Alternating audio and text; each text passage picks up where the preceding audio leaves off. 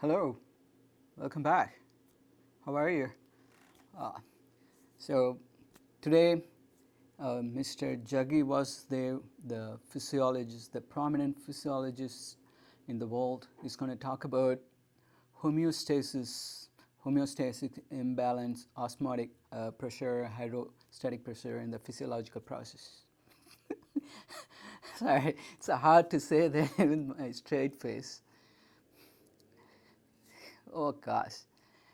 So here's the thing. So after doing all other videos for this week, so I thought, okay, I'm done.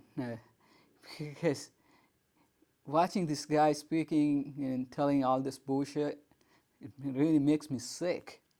It just explodes my head, like my head explodes. Gosh, how do you people watching this guy? Unbelievable, unbelievable. Really, it's unbelievable. It's hard to watch. Okay, so, but the thing with this YouTube is, the YouTube algorithm, so once you watched some video, then it keeps showing up on your suggestion list. It's like, this guy is all over my suggestion list. I'm like, go away, go away. Then randomly it shows up, oh, Mr. Jackie he gives a tip about drinking water. You should avoid these two mistakes. Oh my gosh. I couldn't, I was resisting, resisting until the afternoon. Then I clicked it. Oh my gosh. I thought, before I clicked, whatever he's going to say, I'm just going to ignore it. I'm not going to make a video. That's what I thought. Then I clicked it and watching, I couldn't resist it because this is personal. So I'm a athlete and I'm also do extreme sports like skydiving, marathon running, like 100 miles bicycling, uh, scuba diving, ice climbing, all this stuff. So uh, it's not just I learned a lot about homeostasis, electrolysis, and human physiological process, but I personally experienced it. So I have a lot of knowledge and also experience in uh, human homeostasis, especially on the hydrolysis and hydrostatic pressure, all this stuff. So, yep. If you haven't heard these words before, it might kind of sounds like a scientific jingoism. Basically, it's about like how much water you have to drink, how much salt you have to have in your body when you do go and do these extreme sports like running marathon 26 miles for like a 3.5 hour, 4 hours continuously, and when I do bike riding, 100 miles bike riding, that's like 160 kilometers. So it takes me like 8 hours. So that's a very extreme sport. So you need a lot of practice, but any athlete should have this knowledge of this physiological process. Uh, so I know well in this subject, and after watching this guy, I'm like, oh my gosh, what this guy's doing is what he's telling is just utter nonsense. So he talked about the core temperature, the 38 degrees Celsius, and also how much water you shouldn't drink. Like these are not in any of those Vedic scripts or Upanishad, any of those. It doesn't say 38 degrees Celsius or any core temperature, but these are modern scientific discovery, right?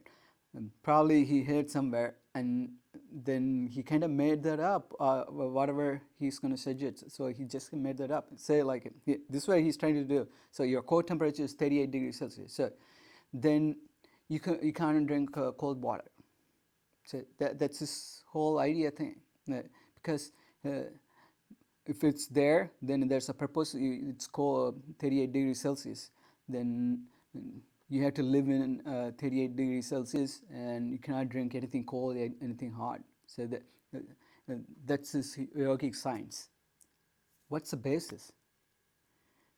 it really pissed me off. This is very core.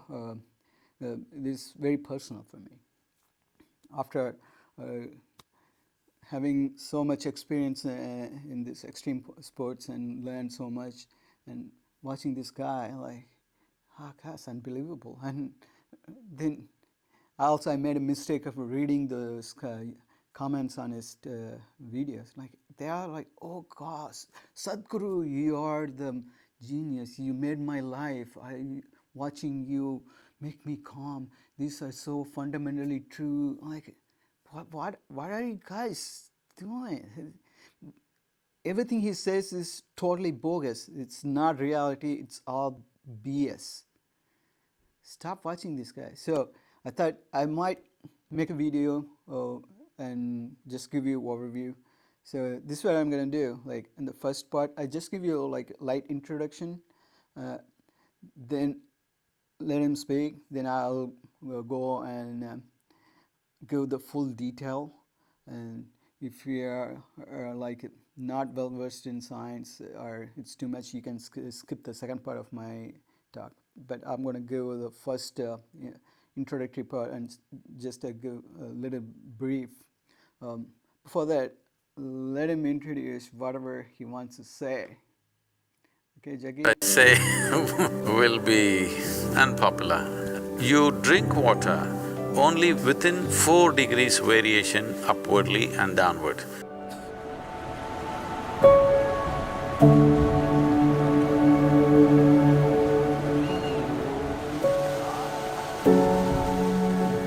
I'm gonna watch this without my head exploding. Hey, keep it calm.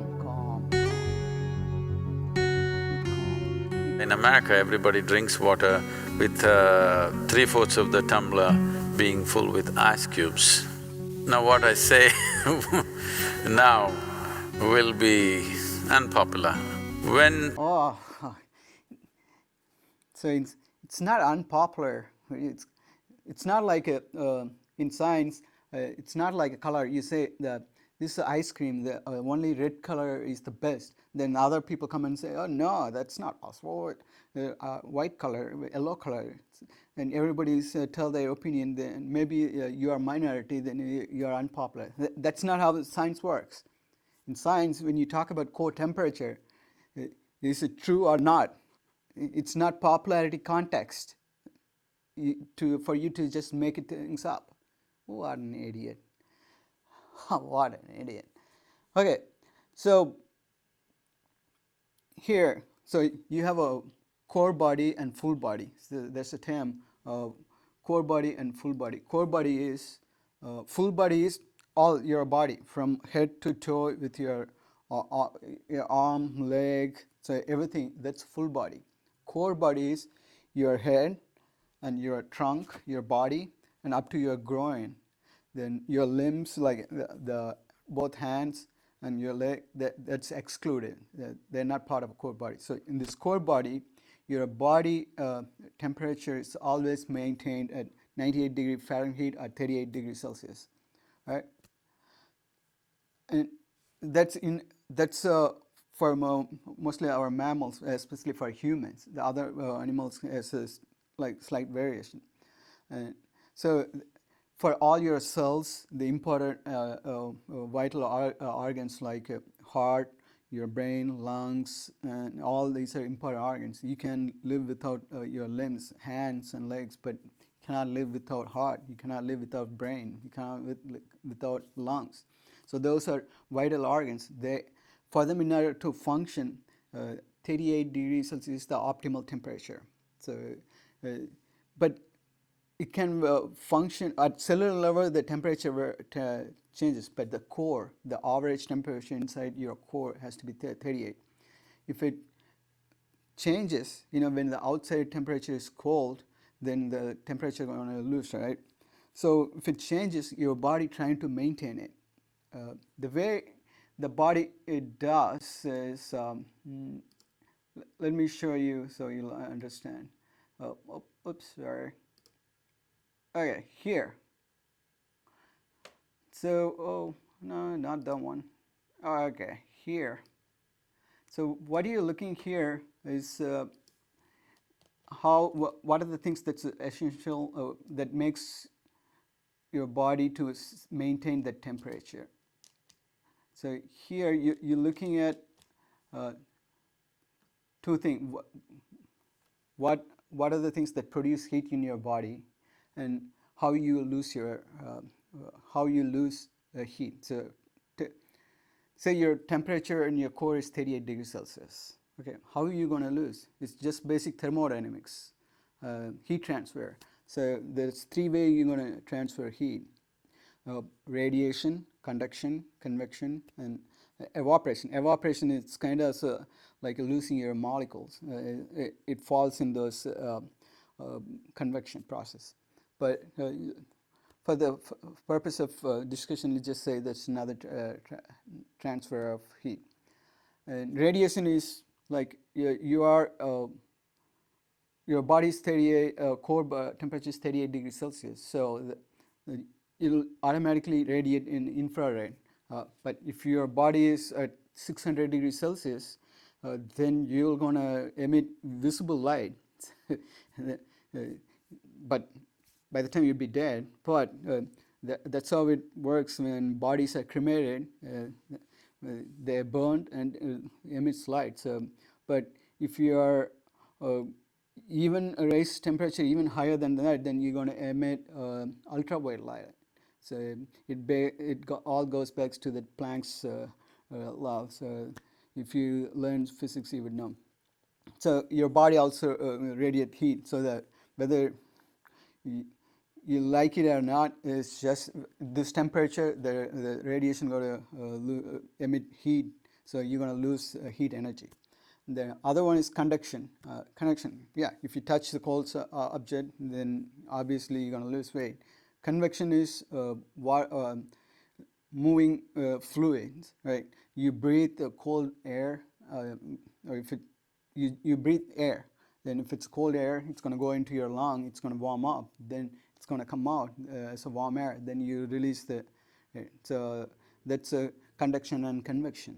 Then evaporation too. So say your outside air, it's very dry, but your core inside your lungs, it's moisture and then the water in it. Then the water going to come out, and you're going to lose the water. So with it, you're going to lose the heat too. So that's a way you're going to lose heat. How then? Where do body get heat? How it maintains 38 degrees Celsius in the core? It's the one way is basal metabolism. So it's from the food you eat and the food it's stored. When it breaks down, it generates heat. It's just like burning wood or just burning anything. That's an oxidation process. That's what your metabolism is. Your foods are break down. That's the oxidation process. And while breaking down and storing and using as energy, it releases heat. Another one is muscular activity. So, when your core is getting cold, then you're going to shiver. Your muscle going to try to make more temperature. And even if you don't shiver, normally the muscle activity is like hot, and there are always have twitching. So that generates heat. Then the thyroxine and epinephrine, it's like hormones and a neurotransmitter emits, and that activates your other organs. So the way you generate heat. And the other effects are like your body always function in that certain temperature, and the other temperature from the warm temperature from the outside. So basically your body always maintain 38 degrees Celsius. So it's very obvious, right? When you do jogging or running, you do more muscle activity, then your body heats up. Then in order for the body to maintain the heat, then you sweat. So that's how you lose the heat. Then when you are cold, you shiver. Then that you make more heat. So your body always maintains 38 degrees Celsius. Okay, so that's a fundamental. Let's see what Jaggi has to say. Mr. Jaggi, what's your science, Jaggi? In the yogic culture, if you are a yogi, if you're on the path enough, the inner transformation, you want to transform your system to another dimension of possibility, then you drink water only which is within 4 degrees variation upwardly and downward. That is, your normal body temperature is somewhere around 36 degrees centigrade. So you can drink up to 40 degrees or 32 degrees. This is the best way to consume. If you are a student, that is, you want to absorb knowledge, you're not looking for transformation, you're only interested in absorbing knowledge, then you must drink within 8 degrees variation. That is, you can drink up to 44 degrees and 28 degrees. If you are a householder who is not interested in any transformation or learning, you just want to manage your wife and children and husband, that's all your thing is, then you can drink up to 12 degrees variation from both sides. Beyond that is not considered conducive for anybody. So that's an unpopular thing to say, but it's important that whatever you consume is somewhere in the range of the body temperature, not too far away from that, because it will disturb the way the water within the system behaves by consuming water or any substance which is very, very far away from the body temperature. I know the ice cream loving people and will scream at me now. I'm just telling you the ideal conditions. How many of you want to live in the ideal range or being conscious of it wherever possible, staying there is a good thing to do. Oh my gosh, oh my gosh, oh my gosh. What an idiot. Is he idiot? Is he really idiot? No, I don't think so. He just learned half-baked this uh, science. Somewhere he learned that core temperature is 38 degree. Then he made up his bullshit yogic science, and he thinks, okay, it is 38 degree and body trying to maintain 38 degree. That means there's a reason for it. That reason is I'm gonna make it. You can't drink water colder or hotter. What a freaking idiot. Have anybody drink hot tea, hot chai? Do you know that it's 38 degree? No, it's like 50 degree. And he says like, he give number, quantitative number, 4 degree above or below for students, you only absorb knowledge. Okay, then household people can go 12 degree. So what's the difference? So a student who do absorb knowledge or studying, learning, has a lower range, but household people can higher range. So that means what? So it's okay if it goes higher range, your brain gonna fry it. Is that your? Oh, what an idiot. Okay, so let me try very calmly and try to explain how stupid is this. So let me go in detail. So that way it will make sense. All right, Jackie. So this I already talked about it. So you know how body generates heat and to maintain 38 degree, then how body loses heat. So this is the only way body may either gains or loses weight. And here, so this is a homeostasis. That's called the maintaining same state equilibrium. And here, what you're looking here is this is how body maintains the homeostasis. So here you have like a 38 degrees Celsius. That's a normal, your core temperature. And says for some reason the outside cold, you go into a snow season or somewhere in very north, your body temperature decrease. Then your body temperature decrease means your blood gonna get cold. So then your hypothalamus in your brain, it's gonna sense it, the temperature. It has a temperature sensor. Then it activates those heat promoting center. So that's why you're gonna start shivering. Then also the blood is going from heart to all the limb, all your head, everywhere, right? through the artery. But what your once your hypothalamus is triggered, your hand capillary is going to be constrict. That means the blood is not going to the hand, and whatever blood in the hand is not going to come back. So that means the core temperature is not going to lose heat, or when the cold temperature from the hand comes back, it's not going to lose heat. So it's not going to give up the heat to the hand, so it'll lose the heat there. So uh, when it's very cold, do you want to, is it okay to lose all your limbs and live, or you just keep your limbs and eventually die? So that's what body does. It's okay to lose your limb, but you want to live.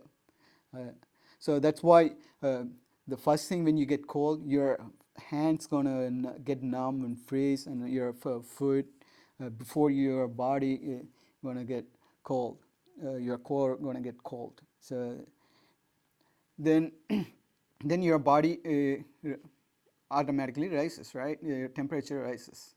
So that's how it works. Then your temperature rises, then you come back to 38 degree points, the core temperature. Or then you feel you make addition to put extra clothes, or you go to warm places. So those are the way body always maintain it. And what happens if the body temperature goes up?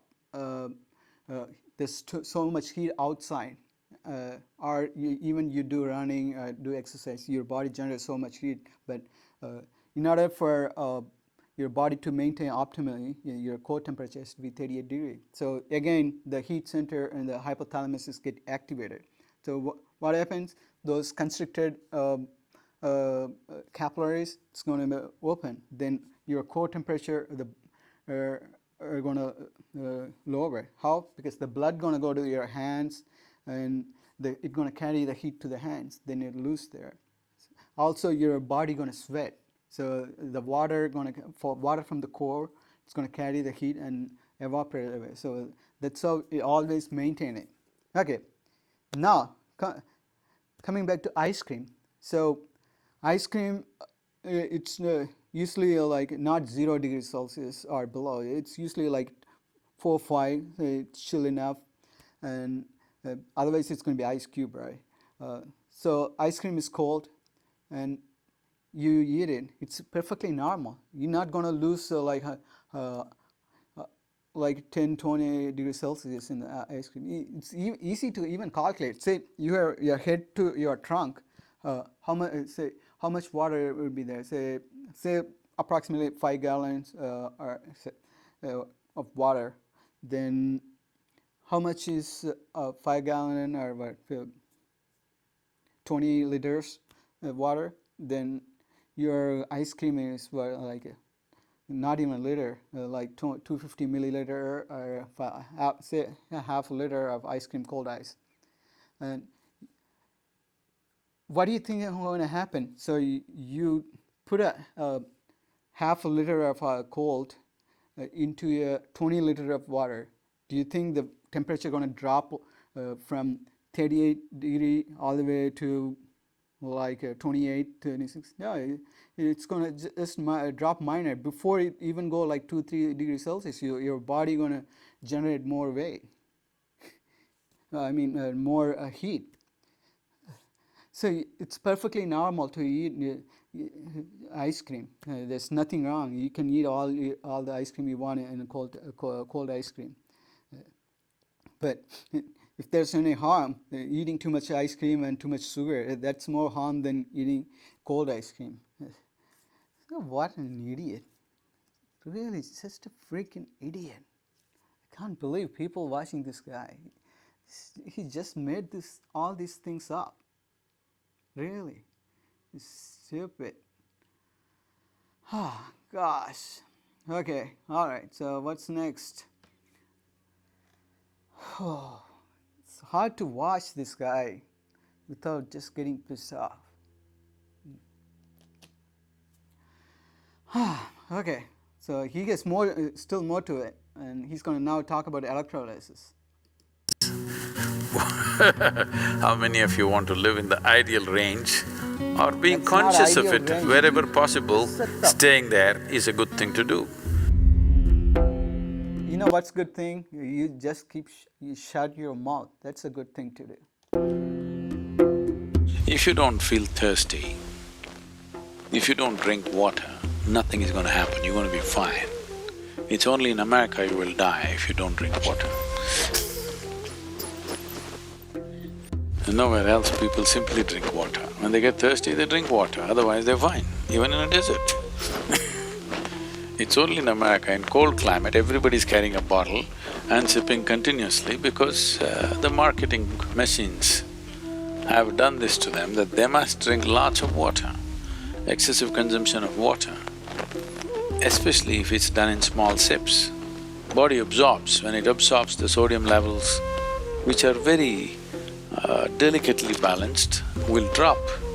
The rest of the body also is affected but may not be noticeable, but in the brain, sodium levels dropping will lead to swelling of the brain. This does not mean your brain is growing. Swelling means it's a kind of sickness, okay? Not expansion of the brain, it's swelling up because of lack of sodium content. You don't even know what swelling means. It's not expansion, it's kind of sickness. It's not growing. Gosh. Okay, so it's an electrolyte imbalance. He said don't drink water. So let's start with the marketing thing, BS he's talking about. Yeah, it's in North America, especially in the northern states, or even Canada, or even northernmost, like Alaska. The average annual temperature is always cold. I mean, not cold. I mean, it's lower than the tropics. So, do you know what happens in tropics? I mean, in the polar regions, near polar, or even the northern hemisphere, when it's cold, when the temperature is cold, the air usually loses all the moisture. It precipitates, and the air is usually dry. So that means when the outside air is dry, your body is going to lose the water through evaporation. So when you breathe the dry air, it's going to go in, and when it comes out, it's going to bring more moisture out of your body. So you're going to lose water. So that's why in America you have to drink more water, even if it's cold temperature. Because normally in cold temperature you don't feel thirsty, but because this all it goes all the way back to human evolution in African continent, where it was tropics, near the tropic, and it was really hot temperature. So body is tuned to recognize when it's very hot. It knows that you're going to lose more water, so you have to drink. That's where the sense of thirst comes in. So it's not like there's a threshold when your body water drops below that, then you feel thirsty. That's not how it works. When it's too hot, when your body's core temperature rises, or even your body start losing water, before your body reaches that minimum level, your brain and the hypothalamus and other senses recognize that you're going to lose it. So already before you reach that level, you feel thirsty, then you have to start drinking and get prepared. So that's how it works. But since after that humans migrated to northern hemisphere, it's usually cold, and losing water through evaporation, it's a very slow process. You don't usually feel it. Body try to adjust it, and by the time you feel thirsty, that means you already lost a lot of water. So that's why you have to drink water sip by sip before you reach that level. So, and he's talking about sodium chloride. So your body is a kind of like a solution. The cell functions based on the potential of the electropotential of the sodium and potassium, chloride in your body cells. So the way the nutrients goes in, water comes out, goes in based on these charges. That's the osmosis process. So that's why if you eat more like a salty food, a lot of salt, you feel thirsty. That means your total content of sodium in your body is increased. So then your body has to dilute it down to reduce the concentration of sodium, right? So that means you pour more water into your body. So so that's why you feel thirsty. So if you drink more water than you need, then what usually happens is your body had to bring back the concentration to the optimal level. Then it tried to remove the water out of your body through urine. So that's how it maintains it. So the you can drink how much water you want, like if you are like athlete, super athlete, or extreme sport athlete like me, then I usually drink a minimum a gallon a day, and usually go over a gallon when I do exercise. But on other normal days, I minimum a gallon. That's like nearly 4 liters a day at minimum. So when I do running and exercise, and when I go for a marathon, I drink a lot of water. Up to 6 liters a day, because I spend a lot of work and generate heat and lose water. So athletes like me, I need more water. But normal people, they don't need to drink water. But even you can still drink a lot of water, but your body going to get rid of it. So the only time it's very harmful is if you drink a lot of water in a short time before your body get rid of the water through urine. So that's when your balance is disturbed. So I usually, but it's talking about cerebral edema, your brain swelling. That's not going to happen immediately. Your body going to prevent it before that happens. So even if I drink, so I usually drink a lot of water in a short time before I go and run marathon. So once I start running marathon, I'm going to lose a lot of water. So I try to drink more, just to like a half an hour or 1 hour before. So usually I feel like my face and cheek are swelling, and my hands kind of like swelling feeling, but it's not my brain. It's my cheek feeling. It's my face, the muscle here. So your body all try to push the water to other part before it goes to your brain. So your body will take care of it. But I don't recommend people drinking a lot of water within a short time. But you can drink a lot of water slowly over time, so that your body going to get rid of it. So how your body going to get rid of the water? That's why you have a kidneys.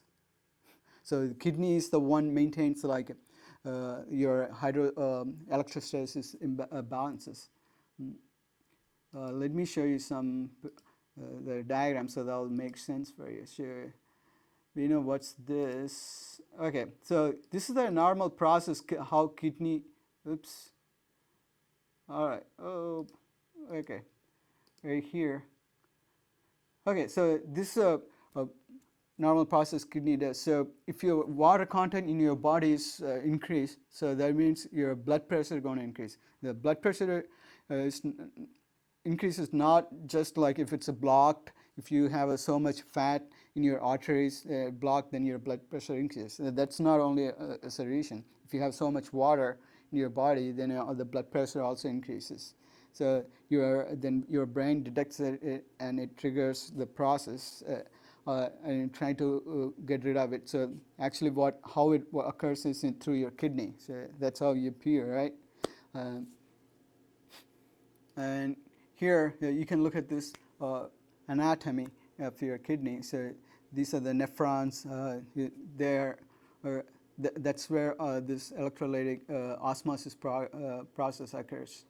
So it's perfectly normal. It always controls. If the sodium level goes up, then you don't want to lose water, so you want to retain the water. So the kidney retains the water, so you try to maintain the same concentration, water concentration with the sodium in your body. But if a sodium level is too low, that means you have too much water with a low sodium, then your body try to get rid of the water. So it all happens in your kidney. So it, so it's perfectly normal. So after learning this, that's how we in medical research we invented the dialysis process. Dialysis work exactly what we discovered in kidneys. So, uh, so the only harm is drinking too much water is you drink too much water in a short time. So that's why in America, like you can drink how much water you want as long as you drink ship by ship, you're fine. So you don't need to worry about um, uh, drinking too much water. So and with that, this moron, he's saying, don't drink water. Only in America they will ask you to water. You can't drink. Only you have to drink if it's thirsty. No, because in cold temperature you don't feel thirsty, because your body temperature is not rising, and you don't. You the body is losing water through evaporation from your breath. So that's not normal for human species like who evolved in the African continent in the tropics. Okay, so you know, if you think like I had to, how much my core temperature has to be in my core, and how much water, how much concentration, we don't need to think any of those. All you have to do go with our feeling. So how, how do you know how much water we have to drink?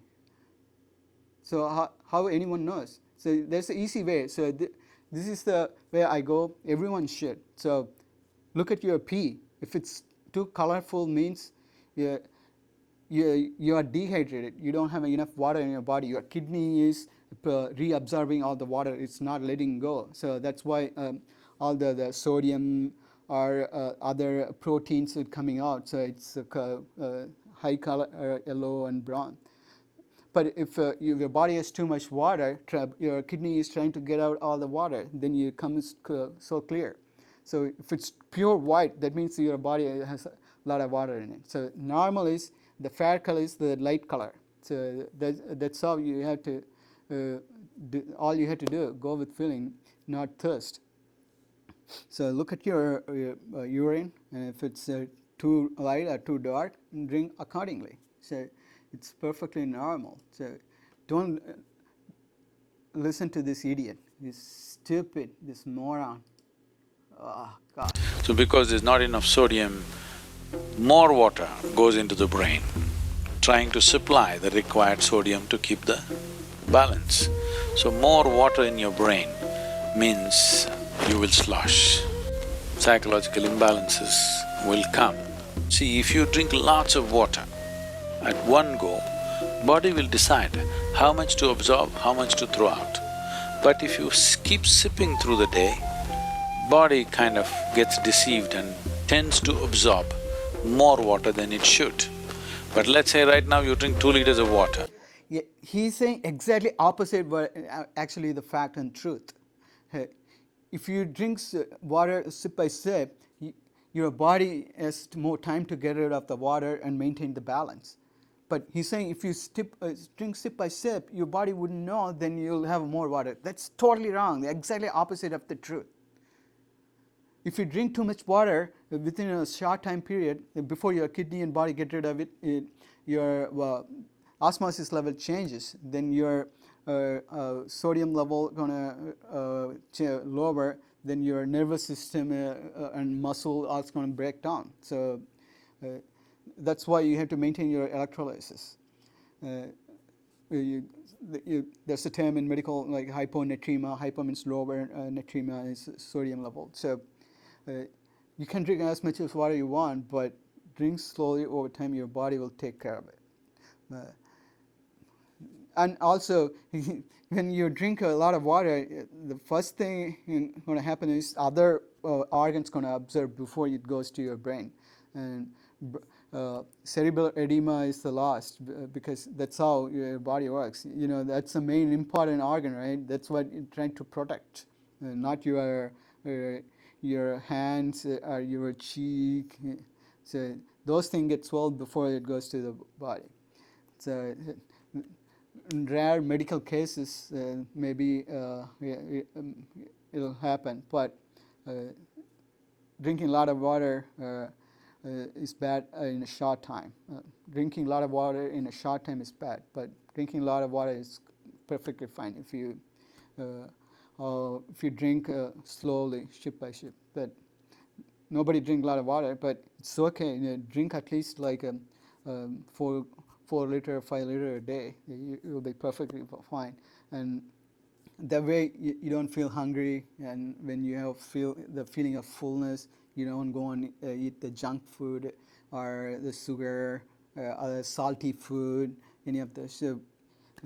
So perfectly fine. So drinking a lot of water is fine. It's good for health. And don't listen to this moron. Oh God. All of it is not going to go into the system. What is needed, it'll take, rest of it will be shunted out. Nobody need to drink water simply because you think it's a good thing to do. When you feel thirsty, you must drink water just to ensure you're drinking enough. Drink 10% more than what you actually need, a couple of cups more, just to ensure that you don't drink less. You have a certain amount of time before you can drink, that it's not an emergency. At the same time, when you need water, when you're thirsty, if you don't drink, it'll cause damage to the system. The damage to the heart is immense when the water that is needed is not there in the system. But when I say water, it is not just about drinking liquid water, you must eat high water content foods. If you eat a fruit, it's nearly 90% water. Vegetables and other things are over 70% water. When you consume food, at least it must be level with the percentage of water content in your own body. So any food that you eat should be at least 70% water content. So this is why vegetables, fruits must be part of your diet so that it is there. Oh no, freaking you freak. That's not the reason you should eat vegetable because it has high water content. No, that's not the reason. Because it has more fiber in it, more vitamins in it. Instead of eating just meat, protein and fat, vegetable fruits has less fat and it has more vitamins and also sugar in it. So that's the reason, not it has because of water. You don't need to go and eat food that has more water content as much as your body. No, that's not the reason.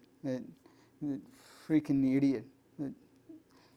Eating vegetables and fruits are good because it has a lot of nutrients in it, a variety of nutrients, and not because there's water in it. Otherwise, you can grind a meat and pour in the water and drink it. What an idiot! Utter idiot. And I try to keep calm, but listening to this is so stupid. People, if you want to learn science and any of these electrolysis, just learn it from appropriate source. He's not authority in any of the basic science, and he called this yogic science. All he does is take a valid science to concept, and he doesn't learn it, any of those. He just key pick point 38 degree core Celsius, water has to be maintained balanced, homeostasis. Then he made up all shit in yogic science, you cannot drink water. So, if you drink more than 1 liter, if you drink more than 2 liter, if you drink or eat something that's hotter than 4 degree, if it's 2 degrees, it's harm to the body. It's not nature to us. You had to be part of this nature. You had to be maintain the balance of harmony of your body. That's nature to us. When I do this crappy like a slow and mesmerizing time, that makes it true. Is that what you want? That's why you're going to this guy and learning all this crappy junk. Oh my gosh. Okay, let me try say a nice way. Whatever he said, this jaggi is not actually science. but I know it is very unpopular. People gonna hate me and write hate comments, but if you want to know the truth, if you want to know the objective fact, then do what I say. Don't listen to this idiot. He's a charlatan. He telling utter nonsense to get your money. Does that make you feel good? Okay, hope so. Gosh.